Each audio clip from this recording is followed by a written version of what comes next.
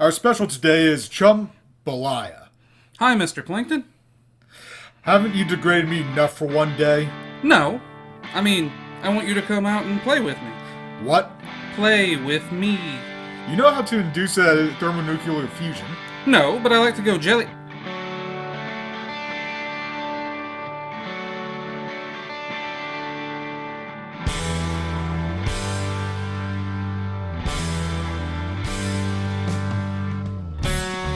Hello and welcome back to the Two Things That Won't Work podcast. I'm your host, Marcus Chronicle, and with me, Neon Greystone. And today we will be taking a look at the episodes Culture Shock and Fun. Very fun episodes. I guess this episode title, we always call it fun, but I guess it would be F.U.N. Technically. Technically, those periods are probably important. But before we do, as always, we have our little title game. Last time, your clues were mop, burn, and nightcap. I do this every time because I refuse to do anything. Do you remember those clues and what they were for? Yes. Just one bite. No. Oh. Our episode last week for our game was Graveyard Shift. Oh, yeah, okay. So, this week we have 3 more clues for you. Do you remember any of them? Because I told you before we watched the episode. Because we had already picked them out. Mustache. Mustache was one of them. Your other clues are ice cream and a pearl. Oh, yeah. That one's fun. Once again, those clues are ice cream, pearl, and mustache. When I repeat them all, I just read them from top to bottom, how we have them listed. As opposed to seeing which one you remember, if you remember one at all. I had forgotten the other two already. Yet, I'm surprised you remembered any of them, considering that was an hour ago. Hey, now. Yeah, so for this week, I'm actually going to do something different. I'm going to read you the description I always read you, and then I'm going to scroll back up and read you the other one. Okay. Because there's 2, and I think one is much better than the other one. They're paid by the word count. Culture Shock. There's a talent show at the Krusty Krab, and Squidward takes over the planning. SpongeBob, wanting to do his part as well, impresses his parents, offers to do anything. Squidward, afraid of disaster by putting SpongeBob on stage, delegates him to sweeping up. But determination will pay off for SpongeBob when he becomes the grand finale. That was incorrect even. He makes him mop. Yeah. So that was the one we always read. But if I scroll to the very top of the page for the other one that we should probably be doing, because it's better, Mr. Krabs decides to host a talent show at the Krusty Krab in an attempt to boost customers. Meanwhile, Squidward sees it as his opportunity to break through. See, that was still a little wordy, but much better. Yep. Yeah, it's much more concise. That's what you want. I wonder what controls which one is shown. Like on TV or wherever these were used. Like I said, I read these off IMDb. That's where I go because it's just easier to get to them. Yeah, but I'm just curious where they were used. Yeah. But, yeah. Culture Shock. An interesting episode. You seem to be lost in thought, so I'm going to keep talking. This is an episode that, for years, and I know we've talked about this many times, I always pair this episode in my mind with squirrel jokes. Well, yeah. And it's not like, oh yeah, those 2 episodes are similar. They are next to each other. They are A and B in my head. No, I see the assumption. In my head, I connected them as in, this is the next version of the show they're doing weekly. I think what it was is, if I remember correctly, Squirrel Jokes is the second episode of its run.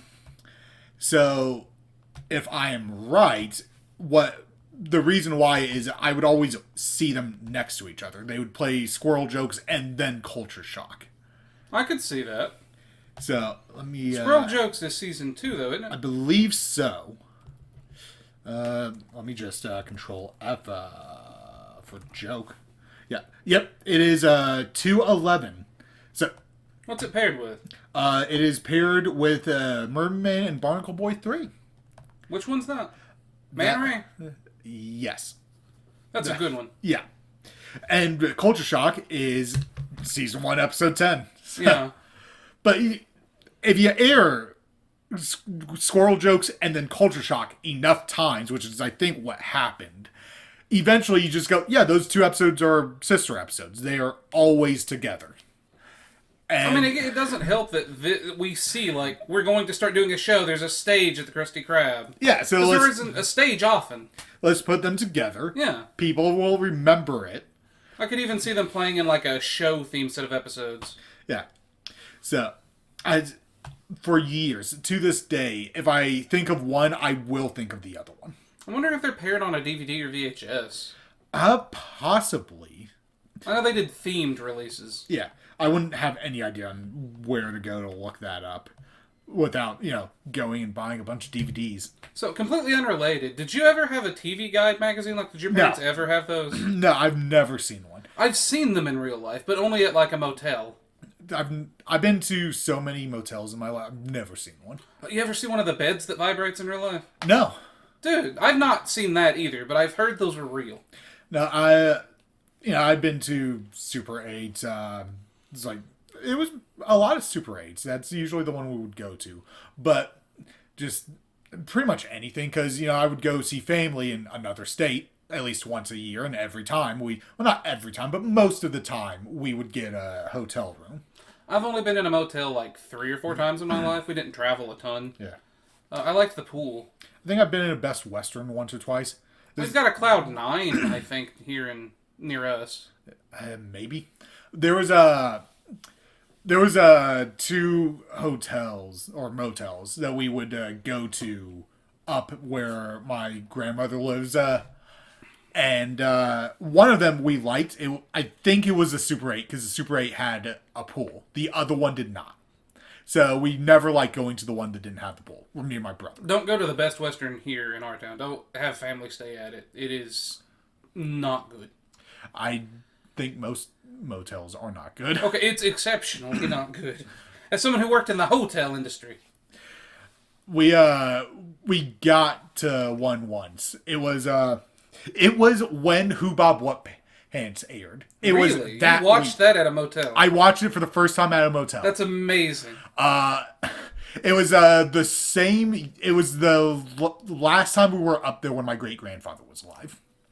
I did not go see him because I woke up that day and my mom had already left. Yeah, because it's her side of the family, and I went. You guys wouldn't have wanted to go there anyway, which, I mean, we would have gotten bored eventually. They didn't have a TV. Yeah, so, and they're older folk. Yeah. But she had left, and that, while she was gone, that was when me and my brother watched it for the first time. So. But, we had gone up there, and that was, that might have been the first time I saw King of the Hill, too, in that trip. Really? Yeah. But I can't remember if it was that trip. It might have been just a different trip that I saw King of Hill for the first time. And it just was at the same hotel. Yeah, it kind of blends. Yeah. But I know that trip specifically, we had gone in there, that there was one bed in the freaking hotel room. A big bed and a pull-out couch. Okay. So I slept on the pull-out couch. My brother slept on the floor. So I've slept on the floor on some trips. I did once too. I did once too. We were in Virginia. That happened, but they had pulled off the sheets, and my dad looked down and went, "Those are bed bugs." Yep. And we still slept in the room. I don't know why. I've heard people do that. You just sleep on the floor instead of the bed. I don't know. I slept on the couch essentially. But yeah, that was that trip. Then I think the next time we had stayed, because I think we stayed at the other place 2 or 3 times, and then we were back at that one, because the other one must have been filled, because they were cleaner. More than likely, they were cleaner. Yeah, they were the slightly better of the shitty ones. The other hotel is where I almost got struck by lightning, actually. Oh, yeah? Yeah, I had walked out to go throw something in the car. I had gotten, to the edge of the building, and halfway between me and the building, lightning had just struck. So, if I'd left 15 seconds earlier, I would have been hit by lightning. So, Closest I ever came was at the folks' house. Thank God. yeah. I mean, I would have been seen because my mom was behind me. But it's startling when you are 30 feet from lightning at most. Dude, I was a good maybe 20 feet away the time it about got me. A girl at my college got struck by lightning. I felt it. Oh yeah, So I feel it. You can definitely feel it. Yeah, yeah. Those are hotel experiences in the SpongeBob podcast. There was some SpongeBob stories in it. There was a tiny bit, but God, I can't remember where I first watched Who Bob What Pants. yeah, I remember that was the year my great grandfather. He didn't die that year. I think he died very early the next year, or maybe my great grandmother was the one that died during the winter early on. It's so long ago. It was a very long time ago, but yeah.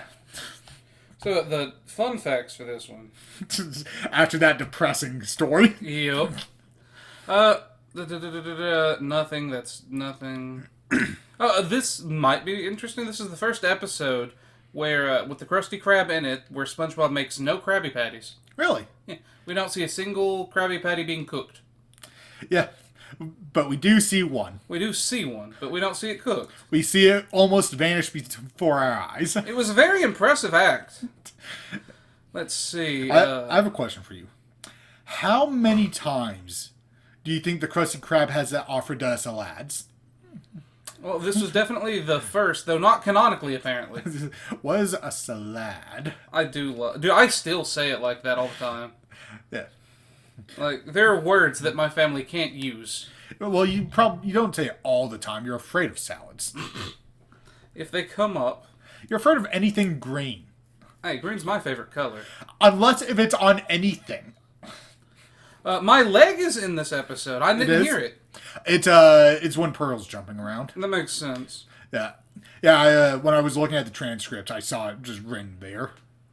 Okay, yeah, as a part of promotion for Jimmy Neutron, in the scene where Squidward tells the cast that this is his shot at the big time, Jimmy runs around across the bottom of the screen and causes all the characters to have Jimmy's hairdo for a moment. I've seen this years ago, apparently not live, because, 2001. Yeah. But I saw this, I must have been on like a Nick compilation on YouTube. But I remember seeing it. And then interesting one to me is, and this isn't on here, is so SpongeBob brings up free pair of socks with every purchase. Yep. So last year before last, I can't remember when McDonald's did the pickle promotion thing, they had the pickle theme. They gave a pair of socks if you bought the pickle meal. And it sold out, within 2 or 3 hours in every location. So people could get the socks. So it would have worked. My sister had me try to find them for her. I want to believe that whoever offered that was a SpongeBob fan, and that's the only reason why it sold out. I can't imagine. Because it's a bunch of SpongeBob fans just remembering that and laughing to themselves. But I also know the world isn't as fun as that. I don't know, man. There's a lot of NASA programs named after Star Trek and Star Wars. Yeah, but that makes sense. Those are nerds. Yeah, but the nerds rule. Nerds eventually get into seats of power occasionally. Yeah, but it's the obese that go to McDonald's. But what's the crossover between burger and sock, other than SpongeBob? I never even looked at the socks. Yeah, here they are. They were Grinch pickle socks. Pickle Grinch around Christmas. Gross. Yeah. Because when I think of the Grinch, I think of pickles and a burger. I made you go back a few times. I almost made you do it a few more times when SpongeBob hands the customer the change. Or the Sean J. Yeah. I noticed a few things. When we first see SpongeBob appear with the customer, when Krabs calls him, you see him sliding across because they were just moving the cell. There was no animation for it. They just moved the cell. No, but yeah, right when he snaps, it inverts. And it shouldn't invert until it's in the other guy's hand because the way they hand it over. Yeah. So that was just clearly a miscommunication. Yeah, I think they placed it wrong originally. and then didn't care enough to fix it.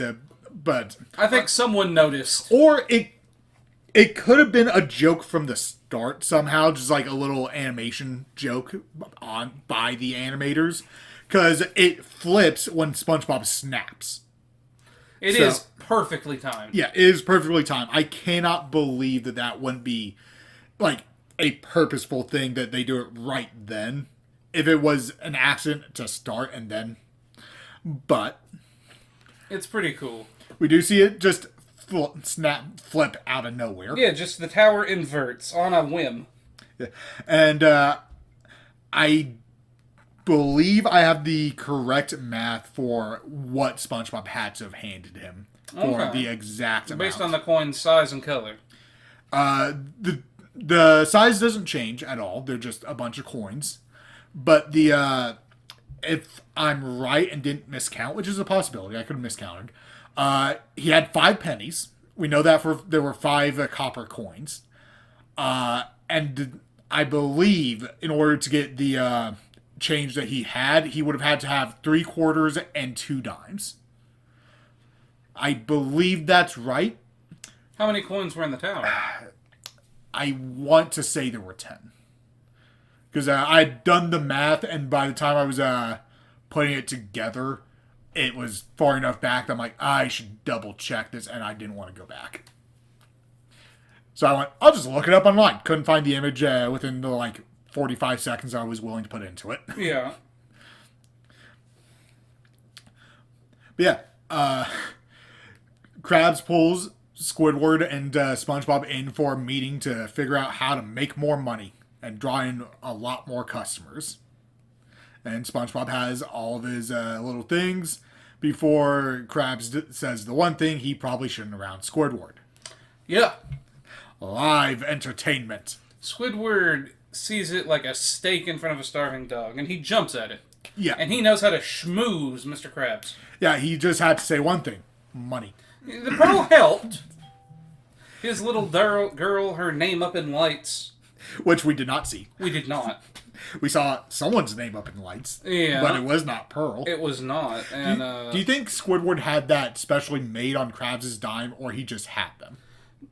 See, that's a fair one. That's 50-50. I believe Squidward's name is something that he made. Because I think we've seen him working with We have seen him work with Neon before. Yeah, so he has the technical skill to do so. The live he probably bought in Krabs' dime. Probably. Apparently, he made it back, though. Yeah. Maybe. Maybe. I really like Squidward's design as the casting manager, director. Yeah. One thing we skipped, I don't know why, but to me, the opening feels very similar to Pretty Patties. Yeah, a little bit. Like the desolate, and I want to say they might even play the same music score, like the Western theme. Maybe. It's been so long since I've seen Pretty Patties. With assuming they have it, and then the Krusty Krab abandoned them, desperate, waiting. It just feels very similar. There's a guy on YouTube that I watch sometimes that made Pretty Patties. Oh yeah. Yeah, it's Binging with Babish. Oh. Yeah, I think I sent you a screenshot of it when I found the video. That has to just be food dye. There's no. It was absolutely food dye. Okay, because otherwise that would kill you. Yeah, it was food dye, but that's how SpongeBob had to have done it. Maybe it was painted meat. He poisoned those people. Look what he got under his kilt. Yeah. We do see another thing early. I believe this is the second time we've seen SpongeBob's ability to spawn life out of bubble soap. Him and that hippo knew how to dance. Yep. That had to be referencing something. That dance was too specific, I think. Yeah, it was a specific dance. I can't remember what it is, but it's it was a famous dance from something. That would have been a great fun fact. Yeah, there's tons of references across SpongeBob that I'm sure would be great fun facts if I knew what they were. What's Ginsberg here? When Gary's doing poetry? Ginsberg, I assume, is a poet. It would have to be. I assumed I'd see that on the wiki. Yeah, I was gonna ask what it was, Allen Ginsberg, American poet and writer. 1950s Beat Generation, radical writing and advocacy, something something. Howl became a rallying cry for the Beat Generation, addressed societal norms, LGBTQ+, sexuality, drug use, and mental health with raw, honest language. So, Okay. Gary is an ally. Yeah. Yeah, SpongeBob feels like they would be. They almost got canceled for that back in the day. Yeah. People have tried many times to cancel SpongeBob over Those things. male friends are too close. They're giving my kids the... But yeah, a lot of references. I feel like this one more than others, just hidden. Yeah. But Mr. Krabs meets SpongeBob's parents. Hello, I'm Mr. Krabs. I like money. Which is the best introduction for him. I love how open he is about it. Should start introducing yourself like that. Hi, I'm Neon. I like X. I'm gonna have to. I feel like that would disarm people. Like this guy walks up to you, and goes, "Hello, I'm here for your money." You're like, he's very honest. I can trust this man. Yeah. Squidward's pep talk. Hello, everyone. I know you think it's your time to shine. It's not. It's mine. Yep. Love the pep talk. There's a lot of just great, tiny little jokes in this A lot of episode. verbal humor. A lot of verbal humor. Verbal humor, great to do. Hard to explain why you like it without just repeating it. Yes, which is very boring to listen to. It is. But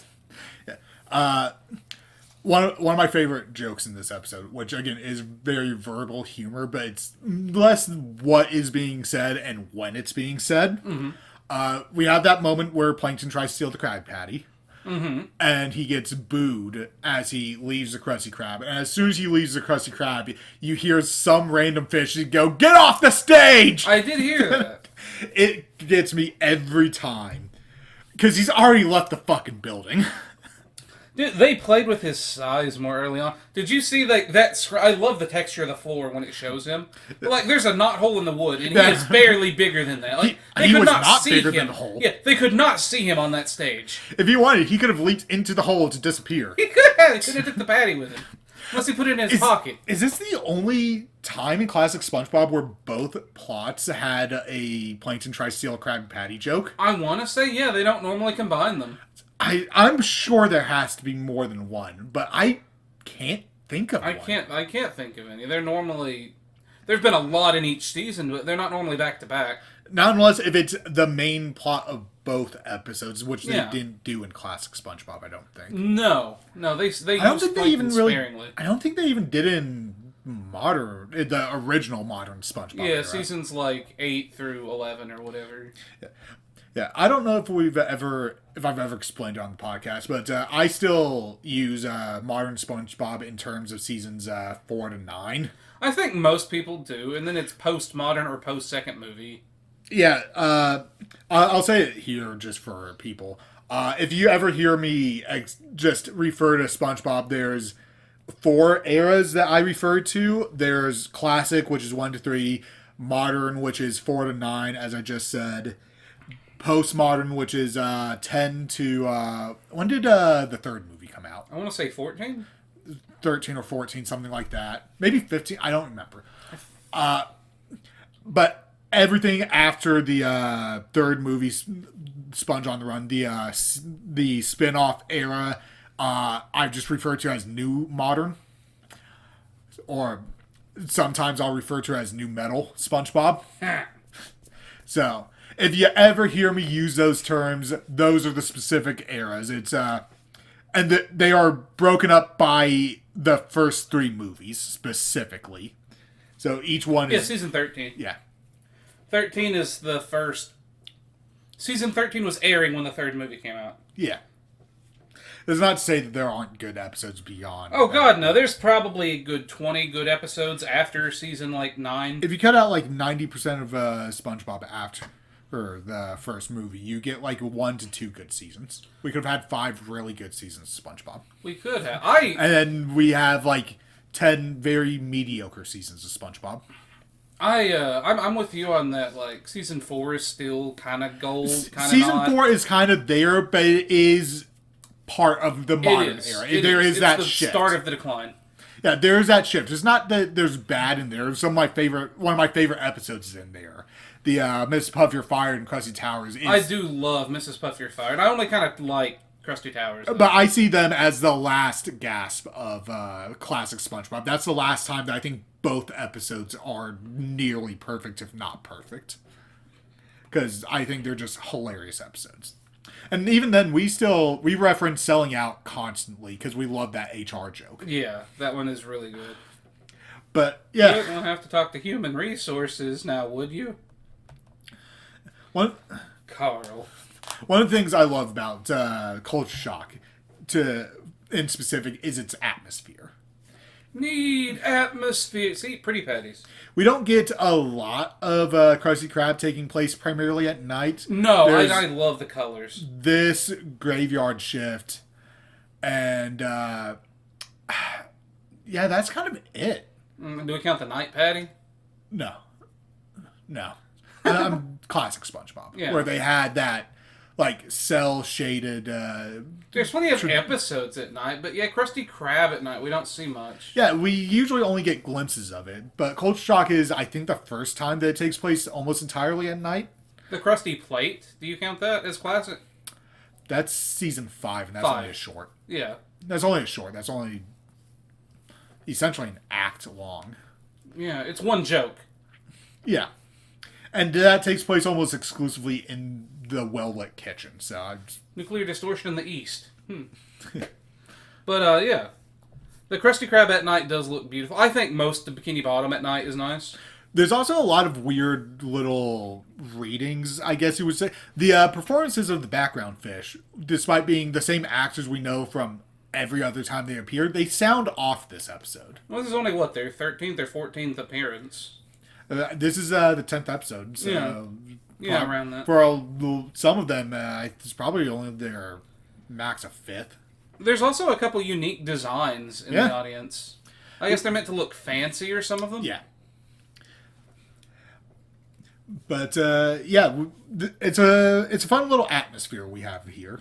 Do you think Patrick was screwing with Squidward or not? Because at first it felt like he was genuinely laughing, but then he only did it to Squidward. He didn't interrupt Gary, Pearl, anyone else. Maybe he was trying to help. It started to work, and then he drove it into the ground. Like, you see Squidward perk up, and then immediately flatline. He might have been trying to help, or he really did just think it was funny. That's what... So I asked you, what...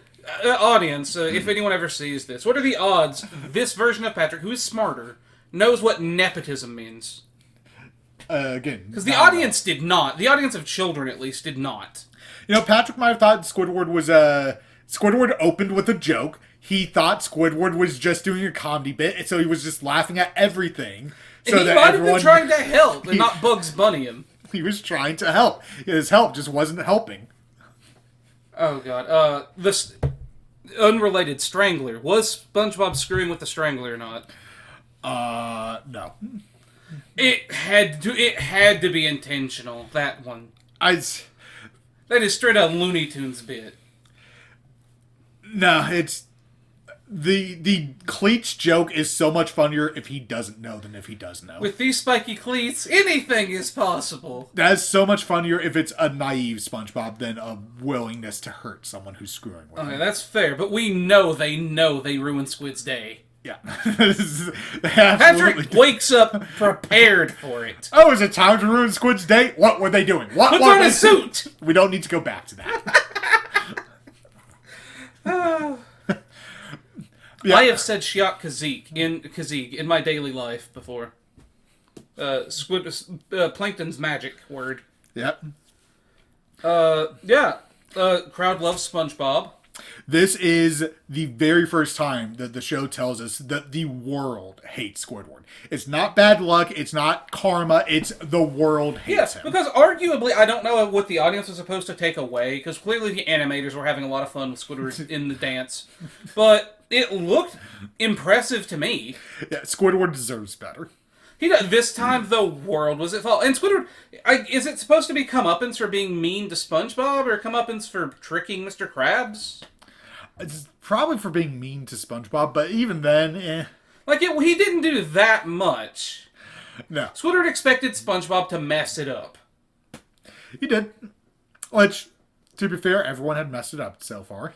Pearl's act went perfectly, and so did Gary's. Other than Gary. Gary was perfect. It listed on the wiki, the only act to finish perfectly was Gary's. It's the only one. Everyone else either got hurt, had something stolen, Or hurt someone else. Yep. I love the idea of this episode, just Squidward going back and then SpongeBob leaping out to do comedy. I want that edit, where it just leaps out and then we're in squirrel jokes from now on. Bruh. I wish they'd kept this up. I would have loved to see more of these night Krusty Krab episodes. Yeah, because I think the last time we see something like this with the stage is Merman the movie. Yeah. The sex one. Yeah, where they show the movie there. Yeah. I want to say that's the last time. We might have seen it more recently in one of the newer episodes, but... I mean, again, there's the night Patty, but that's not like a performance or anything, or crowd at night. I can't... We've watched so much of the... Not the newest season, but pretty much every episode before that. And I remember almost nothing of any of them. Bro, anything after season, 11 or 12 gets really muddy for me. There's 4 or 5 episodes I go, that was a good episode. I'd watch that one again. And I think back to it, and I really come down to there's one episode that I think I would watch again from the last 3 seasons. I mean, there's that one everybody likes. SpongeBob forgets who SpongeBob is, or what SpongeBob is. Mimic Madness. That's season 11. So that is such a while That's ago. the last one I remember everyone going, SpongeBob's back! Yeah, and then it got bad real quick after Yeah, that. because Hillenburg came back for 5 or 6 episodes. Everybody thought it was the reawakening, and then Hillenburg got bad sick. Then we had, the last season, the first half of the last 2 seasons or whatever, was really good. It had 8 or 9 episodes that were good back to back. And then it took a break, and then it was just bad. I can't remember. Did you watch the newest movie? The Patchy one? Yeah. No, not yet. We should watch it, but I didn't want to go see it in theaters because I thought the trailer looked horrendous. And you went and saw it in theaters and told me it was terrible? I'm trying to be kind, but it was not my cup of tea. Yeah, I would like to give it a try. I just didn't want to go to the theater. I think it is the best SpongeBob movie since Sponge on the Run. That I liked the Plankton one. I didn't, and that was the difference. I do think this is better than the Plankton one. And the Plankton one I can acknowledge it had some positives. Yeah. This was better than that. Yeah, I like the Plankton one. I'd love to give this one a try. We just haven't had any frickin' time. And I know this is unrelated to this episode. Yeah. We were just talking about the quality, and I was really hoping this movie, I was hoping this movie would bring a lot of the quality back, because I heard a lot of the old writers were working on it. We're also at a point where I don't know about you, but we've gone through every single one of my notes for the first time. Yeah. So, this is to find, breaking points. And for the audience, we've took a bit off. That might be why we're a bit scattered. Yeah, the last 2 weeks have been real rough in life. All of it Neon's fault. Hey, now. Hey, there was the one day that I felt like shit, but... You're the one that decided to eat an allergen. Yeah, life got hard after that. But, By the way, if it sounds like I'm giving Neon crap for being allergic to something, I'm not giving him crap for being allergic to it. I'm giving him crap for eating the thing he's allergic to knowingly. I was on new medicine. And how well did the new medicine work? It didn't, but I was told it would do better than I knew it would. Yeah. Yeah. You believed the lie. I chose to believe it, knowing it was false, and it didn't work. I could have placeboed myself. I do wish the new movie had been, from what I understand, better. I haven't watched anyone talk about it, really. I've seen one person talk about it, and they liked it, but I'm 50-50 on their views. Sometimes I agree with them, sometimes I don't. I've got some I watched where I'm like, you're a bit too generous. Yeah, there are some people I watch, I go, you are Sometimes I'm dead on. I agree wholeheartedly with you. Other times, I think you're an idiot. Yeah. So I don't. With them, I think they make fine content. I'm not going to throw out their name because I just said, yeah. But like, you liked the Mario movie more than I did. Yeah, they're making the second one. I think just released It's going on too sale. bad. There is an item that released. I really like Super Mario Galaxy. Yeah. Well, that's what this one's supposed to be about. about. They released Rosalina's storybook as a thing you can buy. Cool. They've got it at the Walmart near us. I almost bought it because I love the games. But I know it's promotion for that movie. I never played the second one, but I enjoyed the first one. I beat the first one, and I haven't beat a lot of Mario games. The first Galaxy game is the only Mario game I've beaten. It's the only Mario game I've beaten. It's one of 2 Mario games I've beaten, because I've beaten 64 since then. I never beat 64. I've played 64 Yeah. some. I played some Sunshine, not much. It's the same. But Mario Galaxy 2, I got about 2/3 through, and then I played it on my neighbor's Wii. Yeah. So, but I just saw that the second movie just started selling tickets, so I saw an ad on Reddit. But yeah, I wish the new SpongeBob movie was like really above and beyond just amazing. Everyone had nothing bad to say about it, because that would have directly gone back into the game that was a tie-in to it, which was really good. you haven't played it since the movie came out, but yeah, he beat the tie-in game, got the DLC costumes, you get to use them because they're on a timer. Yeah. And I don't have it on my computer anymore, and I don't think I'm going to re-download it, because the next time I play the game, I'm probably going to buy it on PS5 for the For platinum. those of you at home, yeah, he likes the platinum thing. Yeah, every once in a while I'll get a platinum for a game that I really like. I don't go out of my way to get a lot of platinums anymore. You got that cookie clicker game, and platinum. I didn't have a platinum. No, you got the trophies for it over a month. It's much longer than that. But for that piece of shit specifically, I had gotten all but 1 trophy, and then went, "This is not even a fucking platinum for this." And at that point, it was a challenge. Dude, that game would have been better if it mined Bitcoin in the background or Ethereum. Yeah. It should have at least used your CPU for something in China. Yeah. But, I really... No one apparently is talking about the new SpongeBob game, which is a shame, because it's really good. I expected more, because I had a lot of people when the other Purple Lamp game came out talking about it. The Time Cosmic Twister, Shake was okay as a game. And everyone and their mother talked about it, because it was the first new SpongeBob game in ever. If I can't remember the name of it. Titans of the Tide. If Titans of the Tide had come out before Cosmic Shake, my God, everyone would have loved that game. Everyone would have talked, because it would have been good. And 2, the first game in ever. It could have truly brought back licensed games. It would have. I believe it would have, because the boss fight, the combat in it seemed pretty lazy to me. The movement, however, immaculate. Like, licensed games are something that I personally love. I know you miss love. We both miss them a lot.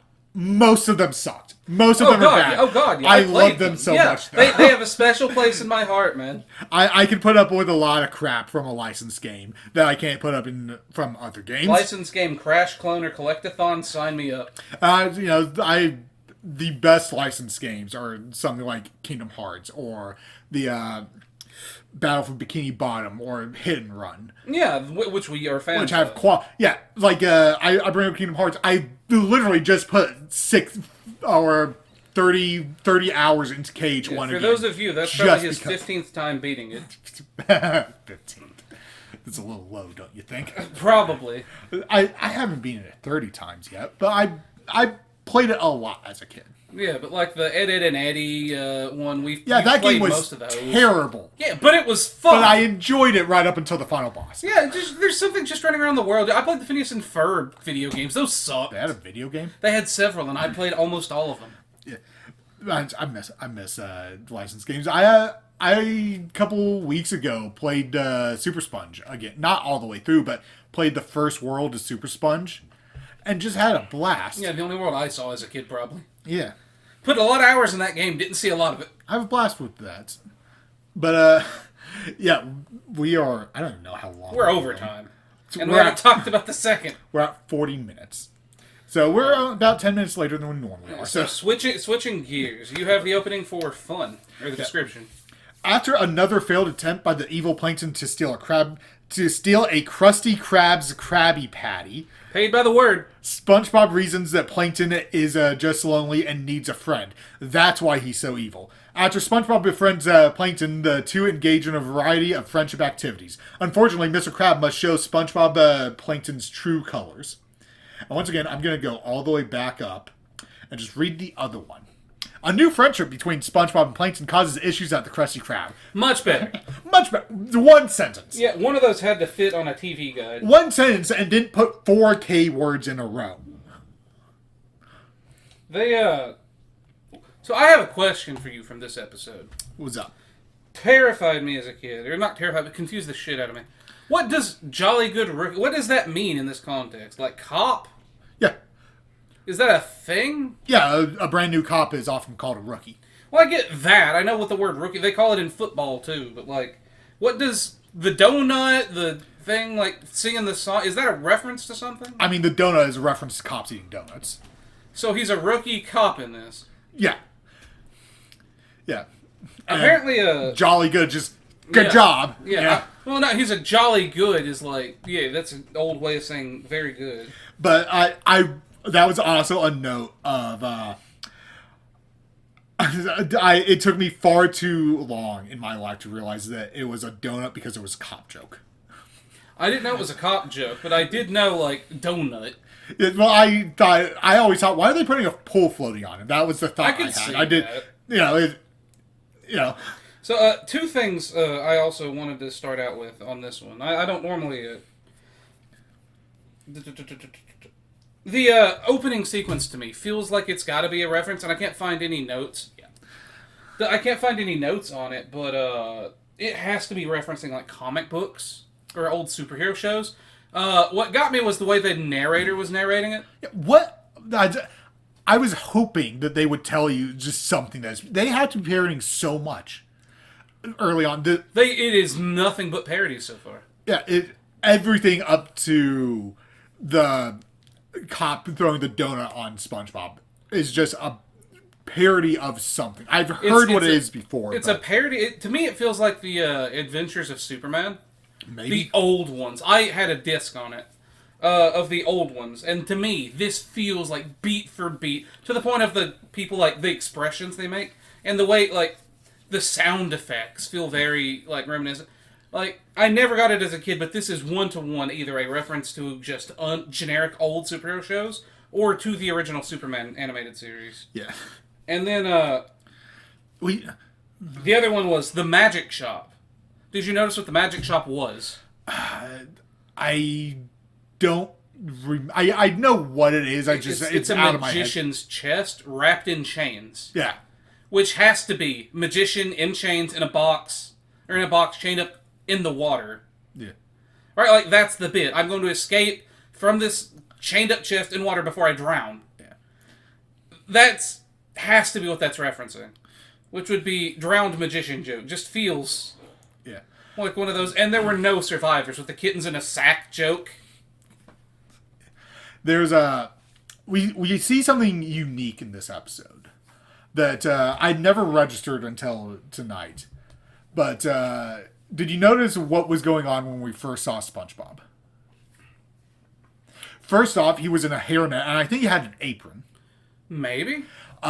He was not at the grill; he was at a stove. Oh. Because he had a pot that had a little handle, and he was shifting it around to stir up whatever was inside that was boiling over. Yeah, he was agitating something. It's like, it's a unique kitchen setup that we never see again. And I just never paid attention enough to it. I didn't notice that. I do know, like, it was important apparently to Steven Hillenburg that SpongeBob cook on a grill. Yeah. Let me see if I can quickly find the opening. They made a toy griddle for That's SpongeBob. amazing. It makes sounds. It's on Amazon. That's amazing. That is not what I was looking up, but That's all I can find, apparently. So we'll have to look it up later. But yeah, it's just immediate into the episode. So I thought it was interesting. I had to make a note of it. But I can't find anyone talking about what, but yeah, like the opening was super reminiscent. We get one of my favorite visual gags in early SpongeBob.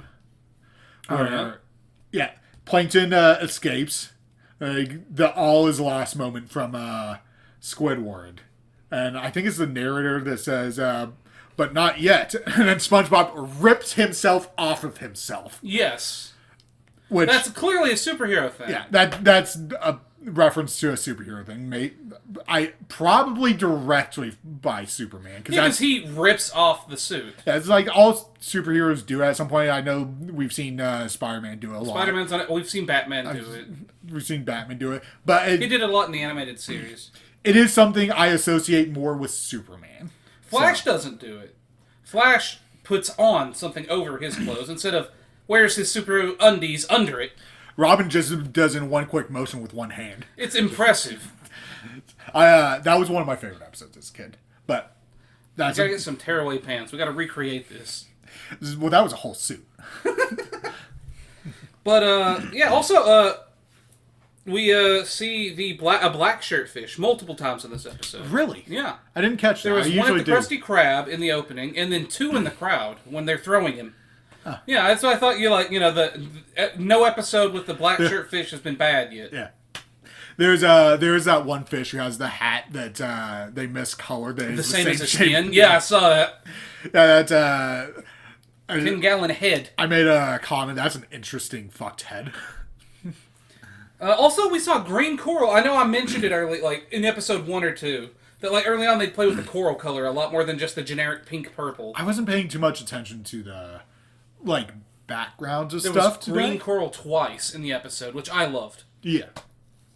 I wish they'd played with the colors of the jellyfish and the coral more. We also got a new-ish character. Oh, yeah? This is, I believe, our first true appearance of Karen. Yes, I've made the note of that. This is the first time Karen has a personality. Yeah, because last time it was just his computer. Yeah. She was the voice, but she didn't have a personality of her own. So, getting on to Karen, she's the reason for the episode. Elaborate. He's going native. It worked. SpongeBob had semi-reformed Plankton. Plankton was becoming a good person again. And Karen destroyed it. Yep. Well, Krabs destroyed it. Sort of. If SpongeBob had more time before Krabs got in the way, Plankton might have fully reformed. Yeah, if he hadn't put a Krabby Patty in front of him. I do want to ask you. We opened with the bit.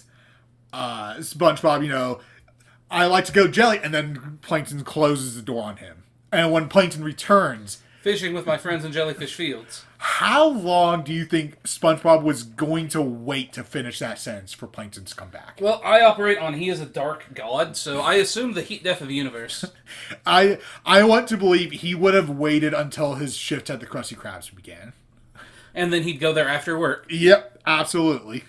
Like, we see SpongeBob is dedicated to the bit. It might have been funnier if Plankton had tried to rob the Krusty Krab again and he immediately went back into it.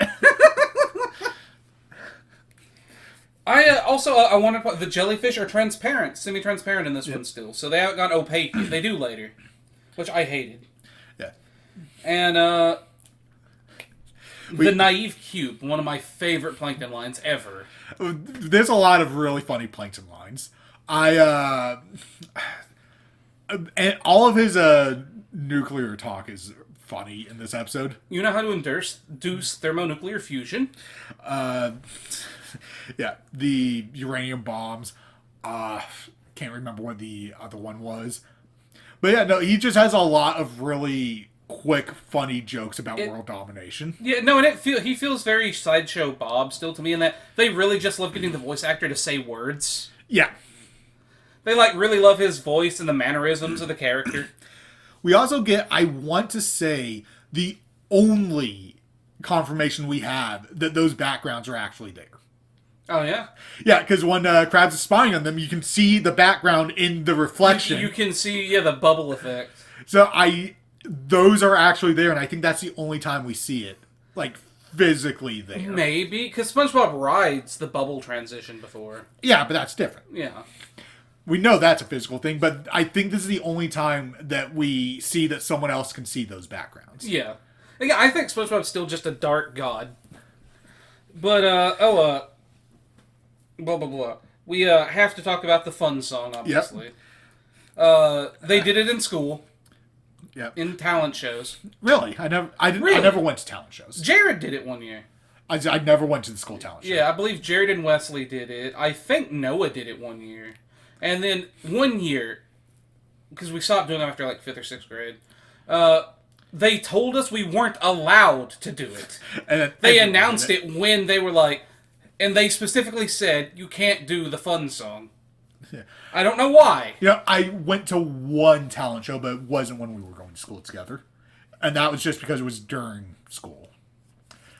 I assume the ones that were at our elementary school were after school. Yeah. Yeah, that would but be I was a theater kid for a couple years. I never went to those. But they banned the fun song, and that's the only thing they ever told us we couldn't do. You know, like in the Bob's Burger, no scenes from Pulp Fiction. We had, and no fun song.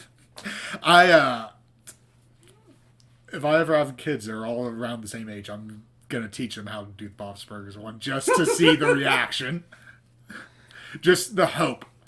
Because I am a bad influence on the people around me. So what is jambalaya? Is that a real dish?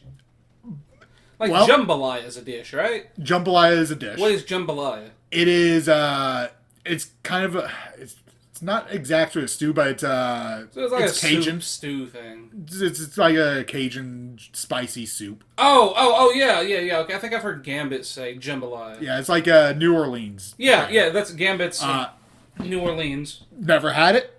I've heard it's good. Jambalaya wouldn't be good, but I might try jambalaya. I don't think you can. I think it's tomato in it. Damn. Yeah. And probably shellfish. They like that in New Orleans. There's definitely shellfish. Yeah, I can't have that. Yeah, life's great. Yeah, it'll kill you. Yeah. So maybe scallops will fly to my pants. Another good line. A lot of verbal jokes in these two. Yep. We see the very definition of a natural 20 stealth check. You think? Well, Plankton does. Yeah, Plankton pulls off a trick. Yeah, because the back would have been facing them. When I was a kid, I always wondered two things. When did he do that? And how did they not see the back was facing them? That was, I as a kid even, I went, but the stand, it's on their side! I want to say he did it when Krabs put up the fan. That was when it happened. Yeah, because SpongeBob wouldn't have noticed or pointed it out. Yeah. No, Plankton pulls off a trick. He stole the king's pants while he was wearing them. I love that joke as well. The pose they put Plankton in is very funny. It's so specific. It feels like an adult show. I don't know, like... There's nothing going on there to entertain kids in that scene either. It's that laid back, just like half laid eyes. I love that pose specifically. Just half lidded, like he does not want to be here right now. He's not even aware of where he is. No, just waiting. He's zoned out. He is out of his body. Such a funny area. And SpongeBob comes in, saves Plankton from Krabs' onslaught of trying to get him to break, and they go off to the movies. Like you said, if Krabs hadn't done that, dude, but like, especially if Karen hadn't said anything and Krabs hadn't intervened, Plankton would have become a semi-ally to the cast. Yep. Then we get another appearance. We get the final appearance of Bubble Bass, the greatest antagonist for the 2 episodes that he appears in. Yeah, this is Bubble Bass's last appearance and until we never Bubble saw Ass. him again. No, we never saw him again. Hey, and Squilliam is a character that still gets lines, right? I miss Squilliam. It's been so long. We haven't. I think Squilliam only appeared in half of the show now. His last appearance was halfway through the season count. Because I think they're up to 16 now. Yeah, he was in that game, though, wasn't he, in Titans of the Tide? He was in Titans of the Tide. Which is his first appearance in a while. To be fair, he is busy with American Dad, D. Bradley Baker. So is Bubble Bass. Yep. Yeah, so So they clearly they can haven't get used him. Bulbasaur since season 1. He doesn't exist anymore. You I don't know, know why they fair. stopped using him, but they did. Fair. We get the last visual gag I'm going to throw out, because the other ones are great. This one's my favorite for the episode. Is it the brick wall or the gay couple? No, it's Krabs comes in and yells, "He's deceiving you! Look into his wallet, look into his pants, take what he's got." And some Reach into his motherfucker, pocket, take what he's got. some motherfucker leans in and just robs Fred and runs off with his money. I love that joke so Yeah, no, much. that's Because he really did just get robbed. with permission. So legally, would they pin that on Krabs or? Both. Both. Krabs at best is an accessory. The brick wall was fun, The brick wall is fun. but that was probably the best joke in the episode. No one friendship can endure the allure of a Krabby Patty. I didn't write it down. I made a mental note of that one. Like, that's not even right. They hadn't thought of that yet. That is foreshadowing. They had not thought of that yet. It is But foreshadowing. that line hits different later. That changes so much later. The context adds a lot. There are some jokes that you make that later become funnier when things happen. And there's some jokes that you make that you go back and go, this is even funnier because of that joke. I can't count that as foreshadowing, but God, it is. An example of the latter that I thought of today is a couple of seasons ago. The first new episodes of The Simpsons you saw was Lisa the Boy Scout, which Yes. has a really funny Martin joke where yeah. he's secretly a 30-year-old cop that Yeah. just looks like a 10-year-old. Yeah, he's got a disease. Yeah, Sis thought that was canon. It's not. No, I know. But going back through the show with that interpretation makes all of Martin's scenes funnier. It's not canon. It's not meant to be. It's just a joke. Boy Scouts in the Hood also did it. Yeah. But if you go through the show, it makes it with funnier him a as little an bit. adult man. Yeah.